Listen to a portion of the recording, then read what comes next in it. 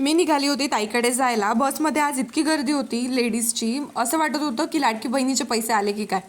मी पोचली ताईकडे आणि मला माहीत झालं की ताई आज घरी आहेच नाही. तर मग मी दरवाजासमोर ताईची वाट बघत बसली होती. घरी आल्यानंतर दक्षुनी होळीसाठी केलेली शॉपिंग तो मला दाखवत होता की कोणत्या कोणत्या वस्तू व कोणत्या कोणत्या कलर्स त्यांनी घेतले आहे. गणपती बाप्पा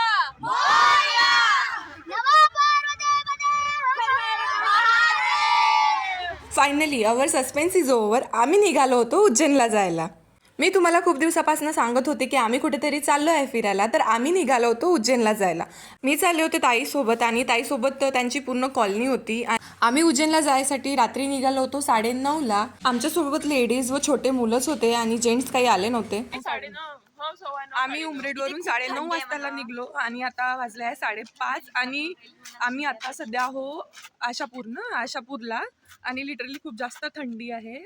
आम्हाला हॉटेल काही मिळालंच नाही. आम्ही इकडे तिकडे बघितलं पण हे खेडेगाव असल्यामुळे आम्हाला हॉटेल इथे कुठे अवेलेबलच नव्हतं. त्यामुळे आम्ही पेट्रोल पंपवरच फ्रेश झालो आणि निघालो समोरच्या प्रवासाला.